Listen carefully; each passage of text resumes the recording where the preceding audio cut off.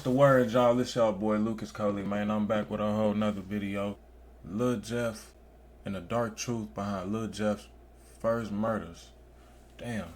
Let's see what's going on. Let me find out. I done heard of Lil Jeff. I heard he was on that. So let's see what's going on. When it comes to Lil Jeff and his alleged bodies, the rumors and theories tend to range from the absurd, suggesting that he's truly a demon catching all of these bodies, to pretty much complete denial that he ever killed anyone at all. But there's no doubt to me that Jeff was really in these streets though, with several videos circulating on Q50's Instagram years later showing that by 2024, Lil Jeff was indeed a hardened gangster riding around the city, constantly strapped with guns, ready to kill at a moment's notice. However, it would seemingly be a process of several years before he would become the hardened gang member he was known as today. In one of the earliest YouTube videos covering Jeff's alleged bodies, his rumored murder spree stretches all the way back to September 2014, with his first alleged body supposedly being an 18-year-old who went by the name 2014, that's 2014, I was 17, gang.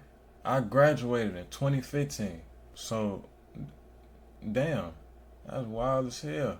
I'm 27, gang.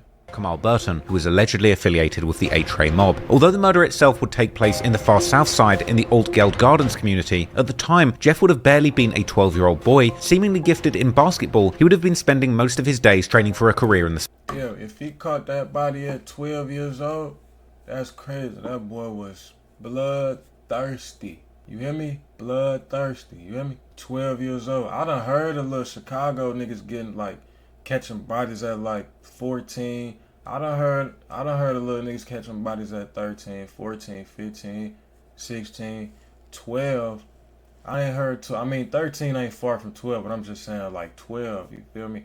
All them young ass ages, yeah, they be bloodthirsty, you know what I'm saying? A lot of that shit be like the wrong guidance too, like, you know, motherfucker ain't guide the youth the right way and shit, you know what I'm saying? You can't really blame the youth for shit like that. You can only blame the older motherfuckers, the parents, just the older people, you feel me? Sport. Also, according to a CPD spokesperson, Mar was approached by two men who then opened fire. The idea of a scrawny 12-year-old Jeff being mistaken for a grown man in this case sounding pretty unlikely. But for further context, even Jeff's own brother Boogie would have still only been 16 years old at the time of Mar's murder, albeit he would arguably always look older than his age. In more time, we'll likely learn much more about Jeff and his younger years as things come out, but when it comes to his deeds in the streets, it's likely much more sensible to take his own account of his childhood seriously. As he would recount in his DJU interview, Jeff would allegedly truly get in the streets quite late in his life, around 2020, this being his last year in high school and graduation. So around what age did you jump off the porch and start hanging out in the streets? I'm gonna say when I came outside for real,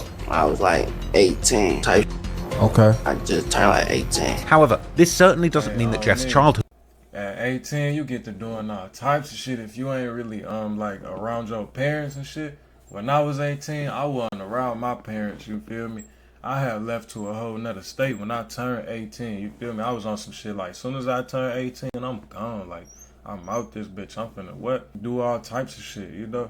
Now, I wasn't out here catching bodies and spending on shit, I ain't gonna lie. I was getting into little shit, you know, fights and little shit like that, just a little bullshit, like just jugging all type of shit, you feel me?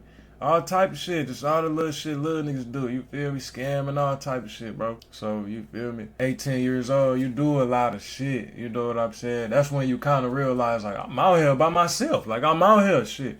So that's why that's why I say that to say this, like, you gotta make sure, like, if you a parent, if you somebody's parent, make sure you in that child's life, bro, because soon as a kid feel like, I'm out here by myself, I'm out here, you feel me? Yeah, they gonna tweak, they gonna turn up out here, they gonna make the world feel it, you hear me? I'm trying to tell you. Childhood was normal by any of broader society's standards, as Jeff would also open up to DJU, saying that his father was not in his life growing up, as he too, quote-unquote, stood on business. This perhaps being a reference to Jeffrey Harris Sr.'s alleged time in the streets with the 068 C block. Let's say back then he wasn't around. Says acting weird as shit. It's bogus. It's cool. Ain't it? They be acting weird as hell, man. Fathers be acting weird as hell sometimes, man. They ass be moving janky, man. I feel that. And that type of shit right there make you feel like shit. Fuck everybody shit. I'ma just do what I do. Let a motherfucker come in my way, shit. It's that. But, you know, that's the wrong way to move at the end of the day. You want to kind of, you know, you want to stay focused, locked in, man. You can't let the little shit fuck with you, you know. And I feel it though, cause I'm the same way. I get mad so quick. I get mad as soon as I feel betrayed, played, whatever. I get cold on the motherfucker. So how did that affect you back then, though? Not having pops around. OG stood on business, so you know, that shit didn't matter for real. But moreover, as we know now, Jeff's big brother, Jay Boogie, had clearly been in the streets since at least the early 2010s, which would seemingly affect Jeff's life and his experiences growing up significantly. And I'm doing that. I've been seeing my whole life, you know what I'm saying? I told you I got an older brother, so this ain't nothing new for real. It's the same shit I've been seeing. Everything I was doing, I done saw already. One of these significant moments in the young Jeff's life would of course be witnessing the murder of Kenny Mack. Also, another incident that affected Jeff growing up was his family house getting shot up with one of the bullets, according to Jeff, whizzing by right next to his head. So can you tell us like who introduced you to the street life? My brother. Your older brother, right? Yeah. Okay. And how was he showing you the ropes? Let me tell you, my crib got shot up when I was like 14. I was some stupid ass.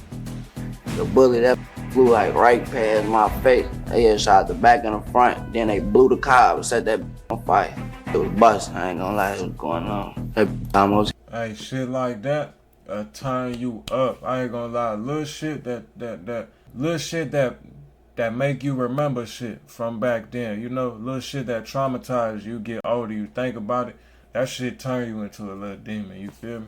It's a lot of things that'll turn you cold, bro. I'm trying to tell you, it's a lot of things that'll turn you into something you never thought you would be like. I done been there though. I done been into, you know, situations where I never thought I would be like this. I done caught attempted murder charges that I never thought I would catch. You see what I'm saying? So that's all I'm saying, gang. Like, life, never say what you won't do in life, cause life has this way of showing you like, nah, I'll turn you into that. Don't think you would never turn into that. I'll turn you into that, no doubt. And sometimes you look in the mirror and be like, damn, I ain't even myself no more. Like, I'm a demon, like, you feel me? And you got to get yourself together, you know? Some people, they don't have that guidance. They don't have that love being spread into them, you know what I'm saying? To where it make them be like, you know what, I am tweaking. Let me get my shit together, you know? Some people, they too far in, they too deep in, gang. It just is what it is. And I feel it. I understand where they coming from, but it's a way out, bro. It's a way out. Hit me, dog. See what I'm saying, though? Shit like that play a part. All type of just seeing that shit every day. I was seeing it every day, you know what I'm saying? So like everything I was seeing that shit all the time. Right. Just like I'm doing right now. It's just I'm a part of it now, so it's different. Now, it's important to remember that while Jeff would seemingly appear in the drill scene almost out of nowhere, he was always the product of his environment, and that environment being one of the most dangerous in the whole of Chicago during the 2010s and beyond. When it comes to Jeff's time in the streets after 2020, when he supposedly got involved with the Bloodhounds heavy through his brother, there's still no shortage of alleged victims that are commonly or less commonly attributed to his supposed double-digit body count, with even the YouTuber who had originally published one of the first supposed body lists of Jeff spinning back with a new video sometime later, this time including only names post-2020. One of the more obscure names on this list. Hey, y'all be the police for this shit too, bro. Stop naming niggas' bodies while they alive, bro. You feel me? Stop doing it. Stop going on YouTube naming the motherfucker bodies and who he killed and like all this shit while he's still alive. Like detectives don't be on the internet looking to solve homicides. What's wrong with y'all? Like, I might as well go be detectives, gang. Like, what the fuck? List of people that Lil Jeff allegedly took the lives of was an alleged member of the crew Hit Squad by the name of Lil Gutter, real name Ronnie L. Sistruk Jr., who would lose his life in 2021 around the same time when the young Bloodhounds, such as Vert and Jeff, would allegedly be responsible for the deaths of the A-Tray members Clay and crew, with Gutter being shot down on the 13th of May 2021, eerily exactly 1 month after the murder of crew on the 13th of April. Gutter would be caught on the 700 block of 79th Street, this location being a mere 4 minutes walk from the intersection of 79th and Maryland, one of the main spots that Jeff and other Bloodhound members have claimed in their music videos. However, when it comes to any actual proof that Jeff or the Bloodhounds were behind this murder, the evidence seems to be slim to none, with this particular case further muddled by the fact that Hit Squad would have another, much more known member called Gutter too, who would unfortunately also end up losing his life, in this case in 2015, allegedly by the Bloodhound affiliated set MTV 079. His squad retaliated the same day by knocking on MTV Solo Mo's door and shooting him dead. Y'all knocked on that man's door? Like literally? Like knock, knock, knock? Hey. Y'all on a whole nother wave down there, gang. Y'all got it. I ain't gonna lie, I ain't never heard of no shit like that. Y'all knocked on his door. Hey. Whose members have commonly dissed this gutter over the years too. Another less commonly heard name in this YouTuber's list is an alleged member of the Evans mob called Black, real name Roger Lewis, who was a 33-year-old OG of his block, shot dead in a drive-by whilst driving in March 2022. The only problem with this theory is that Black's alleged killer was in fact charged already the following month in April 2022 and is now serving his sentence for the murder. Also in 2022, Jeff would end up losing someone seemingly very close to him, a man named Jamarian Loston, better known in the streets as J-Mo, who was allegedly part of the 06679 Alliance. There are some rumours that claim that it was this murder that motivated Jeff to catch his first body as revenge, this victim getting allegedly caught outside of a corner store or gas station, as Jeff and other bloodhounds have implied in several songs. Later on, there would also be some rumours surfacing online that Jeff was supposedly even carrying out contract killings all the way in Milwaukee, with one Chiracologist dropping a picture in the comments of Jeff hanging out with some alleged local gang. Hey, it sounds like that boy was on another level. Like, I know y'all be talking about King Von and shit like that, like, but gang, it sound like this man right here was on another level, bro. It sound like compared to most drillers in Chicago and shit like that, it sound like he was on another level, gang. Like, he had a passion for it, gang. Like, a real killer, you feel me? Just here to kill, here to wipe shit out, you know what I'm saying? Like, it's niggas like that, it's niggas like that in the world. That's killers, cause he taking contracts and shit. Allegedly, they saying he taking contracts and shit, contract hits and shit. Like, when you doing shit like that, you into killing. That's your passion. You like killing, you know. Yeah, he was on that. I ain't gonna lie, that boy was on that. Milwaukee, with this picture being from a music video of the rappers Ghost, 53206, Super Throwed Feifei, and K-Rax called Plenty Missed Calls, released in July 2023. This outfit actually being the very same one that Jeff is wearing in his music video for the song N-Words B12, released on March 2023. In fact, even now, K-Rax still seemingly has Jeff as his profile picture on Instagram, which he likely changed following Jeff's death. Jeff and the other Bloodhounds would also later make several references to doing contract killings and to Milwaukee, with JB Bin Laden rapping in the song Run But Can't Hide that also features Lil Jeff how the Bloodhounds have blood for hire, meaning that they're selling hits too. Whilst Jeff himself would also rap in the song LA Freestyle how someone tripped and got killed and how he's in Milwaukee like the NBA team, the Milwaukee Bucks. Q52 would claim in the leaked song BH4L how people know that he has bodies from state to state and that he's clapping people in Milwaukee for money. However, while some people on Reddit swear that this is a fact, there seems to be very little actual proof. Hey, y'all better leave these niggas alone, gang. Hey, y'all better leave these niggas alone. Y'all better leave these niggas alone. I'm laughing, but that shit ain't funny. Y'all better leave these niggas alone. No, for real. Proof to back up these claims, and it appears that when it comes to the more plausible rumours, these will begin not long after the death of Z-Money in March 2023, with one of the first alleged victims of Jeff following Z-Money's murder being a young man called Lil Pooh, real name Pierre Boozer Jr., who hailed from Jeff's old stomping grounds, being allegedly part of the Flipside set who repped the 93rd Street. However, Pooh was seemingly well affiliated in the East Side, with his brother allegedly being part of the 95 mob located in the Princeton Park neighbourhood, while Pooh was also, according to some, allegedly affiliated with none other than Trap City, with him even having 067 in his Instagram profile name. However, there's very little to be shown about his affiliations on his social media. To the contrary, there's more to be shown about Pooh's connection with the Bloodhounds, although the reason behind these connections could be either affiliation or rivalry. Whatever the case, at the time of his death, yeah, they be following each other and shit. The ops over there, the ops in Chicago, I guess they be following each other when they ops and shit like that. That shit crazy. That's low key like some real, like, bloodthirsty shit though, if you think about it. Like some real studying type shit. Like, I'm gonna follow you, you gonna follow me, you feel me? I'm following you. I'm trying to catch you feel me? I'm trying to catch your bitch ass, you feel me? I'm studying you, I'm trying to do my homework on you. Trying to find out where you be at, everything. Hey, you gotta, I ain't gonna lie, bro, these are some, like, these niggas is bloodthirsty. They not playing, gang.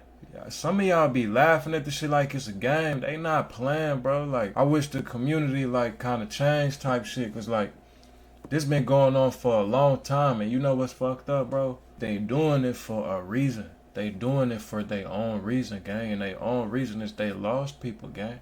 It's serious to them, bro. Like, they lost people. Like, how you gonna How you gonna go touch my peoples and you think I ain't gonna touch yours? You feel me? So you can't blame them, bro. You can't blame them for doing this shit. But you just gotta pray that this shit change. Hopefully, you feel me, as black people, we start doing better, bro. For real. Cause this shit real, it's all hurt within this shit. It's all pain within this shit. We all just hurting each other, you know what I'm saying? Because somebody done hurt one of our peoples, and this shit ain't never gonna stop till everybody wiped out, you feel me? These are some strong people, bro. These are some strong-hearted individuals, gang. Just gotta be guided the right way. That's it, bro. That's it. R.I.P. to all the people that lost their lives, too. Pooh was seemingly living far away from Flipside, Trap City, or Drill City, all the way outside of the borders of Chicago on the 1800 block of 223rd Street in the community of Sauk Village. There, on the 9th of April 2023, a few weeks after the death of Z Money, police would respond to reports of shots fired and find an unresponsive Pooh laying on the front lawn of his home with multiple gunshot wounds, and his death would soon be ruled a homicide. Unfortunately, it seems that from the beginning, the police had very little to go on to solve Pooh's murder, and they would end up reaching out to the public in the hope that they would receive some clues or witnesses might step forward, but these clues would never seemingly materialize, and this murder remains unsolved. However, in this case, there are several examples of Lil Jeff seemingly claiming responsibility for Pooh's murder. For example, on the 9th of April 2024, the French Chicago drill aficionado Squid Ape would make a tribute post to Pooh on his Instagram, which would quickly gather numerous comments of people laughing at his death, which one commenter would ask what he had done to invoke such a reaction, to which Lil Jeff himself would comment saying that Pooh had been dissing Z Money. Then, a few days before Jeff's death, an unreleased song of him was leaked online, the song having a bar where Jeff seemingly describes Pooh's death, saying how Pooh had dissed Z Money and now he's gone, before describing someone waiting for him to come home whilst laying in the grass outside his house. This bar... You see what I'm saying? He had a reason. He felt play. He felt play, gang. He felt play. He felt like somebody was playing with him and his people's, gang. You see what I'm saying? Everybody just feel like they playing with each other. Everybody feel played with. That's the thing. Why? Because it all started off from somebody spreading hate to somebody else. And now this shit done blew up. And it's all bad, gang. That shit ain't gonna stop, gang. It ain't like 3-4 niggas died and then everybody just stopped drilling. Everybody just, nah, we just gonna chill, nah. It don't work like that, bro. This shit is a wave of disaster, gang. Chaos. For real. Dark energy, for real. I'm trying to tell y'all. Motherfuckers getting wiped out behind shit, bro. And y'all be laughing at shit. Y'all be laughing at shit, gang. Motherfuckers be getting wiped out, gang. Them ain't y'all peoples getting wiped out, gang. These niggas is serious, bro. They serious. Seemingly describing exactly what might have taken place before Pooh's murder. On Reddit, one commenter would point out how Jeff had been hanging out with members from Flipside not long before his death, whilst guessing that this is why the song was never officially released at the time. However, on Jeff's posthumous album Stepping in Blood, this song is indeed included with the title In Your Home. But what makes the matter even more confusing is the fact that one of Pooh's good friends from Flipside would seemingly post an earnest tribute to Jeff following his death. And to make matters even more complicated, Jeff by no means wasn't the only one dissing Pooh. He said, talking to you yesterday, I don't got no words on tell you I love you, shorty, forever. You lame as forever, you lame as hell. I'm lost for words, a real 10-year plus, that's crazy. Man, that shit crazy. After his death. Only a few days before the murder of Pooh, a young man would be killed in the community of Park Forest during an altercation at a house party. Park Forest being only a short drive away from Pooh's Sauk Village community. As it would turn out, the killed man was not just anyone, but an actual blood brother of the infamous rapper and Chicago drill, Wooski, originally from the STL EBT set. His brother, who was called Lowski, real name Ladarius Williams, allegedly belonged to a set called E-Block, and also apparently was part of a clique called Haddyway, which, much like the Bloodhounds, allegedly consists of members from a few different sets and is named after a boy called Haddy, who was killed in 2016. This clique having been in a deadly war with JB Bin Laden's 400 East set for years. As the rumor would be, Pooh had allegedly had something to do with Lowski's death, and following Pooh's death, the members of the Haddyway would also seemingly claim to have been behind his murder. Meanwhile, following Jeff's death, Pooh's brother would rejoice on social media, laughing at how everyone who had dissed his brother had ended up getting shot themselves. However, who all these people were besides Jeff was not entirely clear, as it seems that Pooh was a known menace on the east side, as a rapper affiliated with the Mix Mob set called Lou Glocks would say in his tribute to Pooh. This being yet another example that Pooh seemingly had both many affiliations, but also many enemies on the east side. But then, coming into the summer of 2020... Bro, that's the thing, like, it be hella enemies around shit, like, Chicago's so small to where it's like, it's so many blocks next to each other, like, you feel me, like, It ain't no way you ain't running into your op. It ain't no way you ain't running into a nigga you don't like. You feel me? In a small ass radius like that, ain't no way you ain't running into a nigga you don't like. You feel me? It ain't no way. And that's why people die every day, gang. And because the beef is deep, it's real personal. It ain't no little shit. These motherfuckers, they ready to kill, bro. They ready. 3. Jeff would allegedly catch someone that almost no one would deny being his likely victim. As mentioned earlier, the murder of Z Money would allegedly break down the decade-plus-long affiliations between Trap City or Chris World and Drill City, with Jeff and his bloodhound friends from that point onwards seemingly being consumed by their urge for a get-back for Z Money. In the song 333, which would seemingly first leak or be unofficially put out by Jeff's team some weeks before his death, the track would officially be released on the 14th of July with a music video that was filmed while Jeff was still alive. In the song, Jeff raps a bar about the bloodhounds shooting so much on the Rhodes Avenue that their ops had to shut their trap down. This bar likely referring particularly to the Rhodes Avenue roughly between the 66th and 68th streets, which is one of the main areas of Trap City or Chris World. Indeed, looking at sources like Chicago's Spot News, who follow the CPD's police radio traffic, there will be numerous times that gunshots will be reported around that area during the summer and fall of 2023. In fact, in his February 2024 song called Striker, Jeff even specifically implies that they are the reason why Trap City's hood is so often on Spot News. However, the alleged getback for Z Money would surprisingly take place far away from the hood of Trap City. On the 25th of June, at around 8:55 p.m, Trap City member called Lil, real name Jaleel Goins, will be sitting in a parked rideshare car in the Little Italy neighborhood near the University of Illinois Chicago campus. This neighborhood, sometimes now called Little Italy or University Village, is these days a truly upmarket neighborhood that's experienced high levels of gentrification since its inception as the home of many of Chicago's first Italian immigrants, and the demolition of all the large public housing complexes during the Hey, these niggas is getting smoked in the burbs, bro. They getting wiped out in the suburbs. Like, they don't even care in Chicago, gang. Like, they pulling up anywhere, gang. They wiping your ass out anywhere, gang. I done heard way too much shit of people catching bodies in the suburbs in Chicago, gang. They coming from the trenches to the... Hey, wherever you at, gang, you're not safe. I'm not gonna lie. In Chicago. the 2000s. By all accounts, this is one of the safest neighborhoods in Chicago and one of the last places where one should expect to be a victim of gun violence. Nevertheless, while Lil was sitting in his rideshare car on the 1300 block of West Taylor Street, someone would approach the car on foot and open fire through the rear passenger window. The rideshare driver would immediately take off and drive the seriously wounded Lil to the nearest hospital, which was less than a mile away, but by that time, it would already be too late and Lil would be pronounced 3 minutes. The hospital was 3 minutes away from where he got shot, and he ain't make it. That's crazy. They lit that car up. Hey, let me tell y'all something. They just said this is the safest neighborhood in Chicago. Y'all know what that mean? Every neighborhood under it is unsafe. If this one is not safe, ain't no neighborhoods in Chicago safe then. You know what I'm saying? Unless you on the outskirts or something. That shit don't seem safe, gang. They catching you in the burbs. Dead upon arriving at the hospital. The local ABC 7 News will be at the scene later that night and the next morning, interviewing the locals who had witnessed the shooting, with one of them explaining how the police may have counted 8 shots on the car window, but she claimed to have heard more than 20. This perhaps said something about the type of gun that was used in the shooting. Area. Well, as you know, these are very busy sidewalks. Here in Little Italy, you often have people walking to restaurants, bars, and stores, and last night was no different. Unfortunately, a young man lost his life, and a young man who is very well connected to an organization that many people in Chicago and across the country are familiar with, Project Hood. This evening, a statement from the founder about condolences and their recommitment to the work they do. Chicago police investigating a fatal shooting yesterday evening. 19-year-old Jaleel Goins was pronounced dead at Rush University Medical Center, but police and nearby residents tell us the incident began in the 1300 block of West Taylor Street, where Goins was a passenger in a... Damn, gang, they caught him on the strip in a Uber. In a Uber, gang. They caught him on the strip in a Uber, gang. You ain't even safe in a Uber, gang. You can't even sit in a car in Chicago, bro.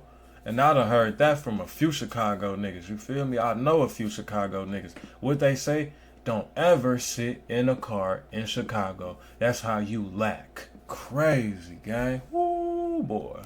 Rideshare and was shot, and the rideshare driver drove Goins to the hospital. I knew it was shots, and like I said, I was in my bedroom, and I kind of ran like on the side of my bedroom, on the other side of the wall, because, you know, bullets don't have eyes. I thought that was it. I thought that was it. This woman was outside to meet someone. She tells me she was looking down at her phone, then heard the shots. She thought she had been shot, but she had not. I'm down there on the ground crying and shaking and stuff. Pow, pow, pow. They said it was like 8 shots. No, I believe it was more than 20. Pastor Corey Brooks confirms Goins was the son of an employee at Project Hood, releasing a statement saying in part, "Today, we are not just an organization. We are a family mourning the loss of a young life taken far too soon." I'm still processing it because I'm still shaking. It's scary. You know, we should be able to walk out our door, walk to get something to eat, walk to get the newspaper. Stuff is happening everywhere, but something definitely. Y'all know what's crazy? In a case like this, if you get caught for some shit like this, them 2 ladies right there is witnesses, and they damn sure coming on the stand trying to say what the fuck they seen and shit. They gather, and I know this from catching a temp charge. You know what I'm saying? They gather everybody who was there and name them witnesses. And then the witnesses have to come to court, gang. If they're subpoenaed, they gotta come to court. Some of them may not come, but at least one of them gonna try to, you feel me? Witnesses be, that should be the worst, gang. You don't want no witnesses on no case. Stay out the streets, though, so you don't have to fight no case. And you ain't gotta be in court. And you ain't gotta, you know what I'm saying? Because I done did it. That shit ain't that. It ain't it, gang.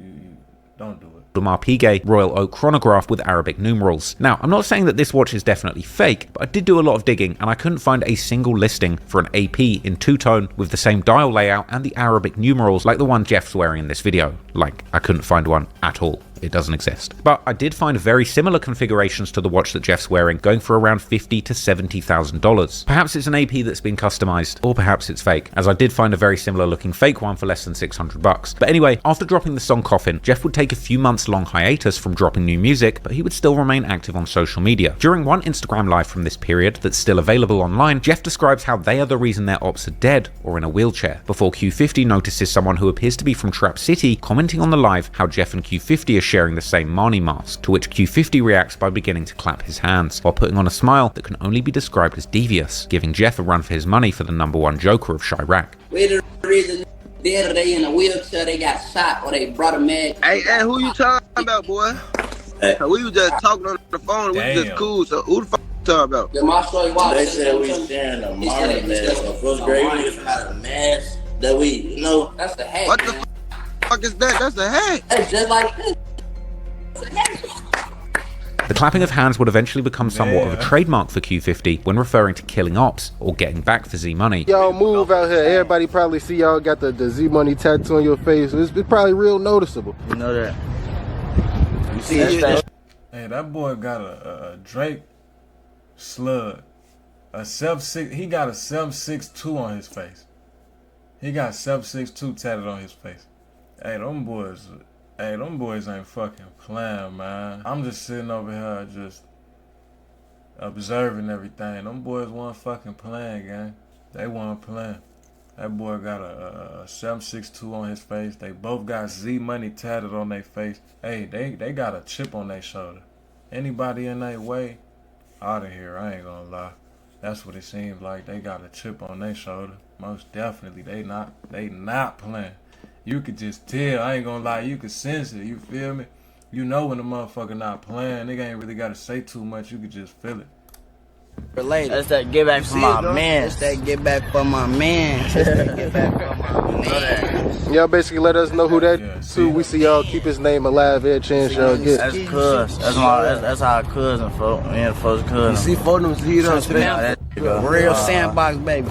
Let us know like the impact he had on the hood that he. You see it tatted on my face. You see. Hey, look, relentless.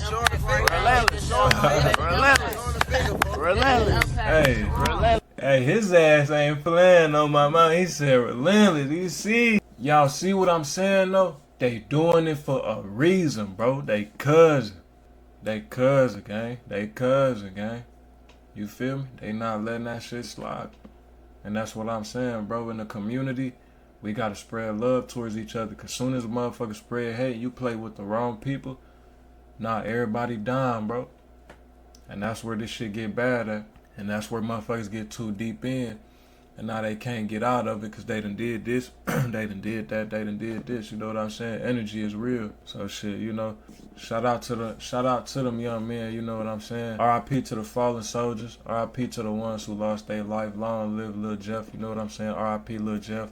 I hope that the community in Chicago could become a better place, like throughout the years. You know, I hope they can evolve from like all the violence and shit like that. You know what I'm saying? But I do see they make music. So I did see Lil Jeff music be going up, you feel me? I heard a few of his songs, you feel what I'm saying? I seen Q50 shit going up, I seen Vert shit going up. So I hope their music keep going up and they could both evolve for their brother, you know what I'm saying?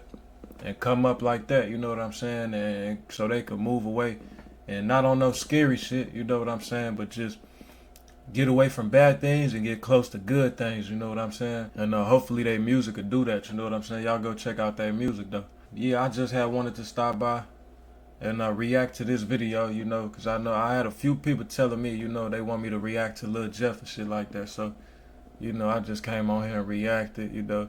This shit was interesting. I hope God could be merciful to, you know, all of our people going through these type of things, you know what I'm saying? And make sure y'all leave a like. Make sure y'all leave a comment and make sure y'all subscribe. If y'all want me to drop more videos and more content, you make sure you subscribe, man. Make sure you comment, man. And make sure you leave a like. Share this video. Send it to at least one person you know. You know what I'm saying? And I'll get up with y'all, man. God bless y'all. One.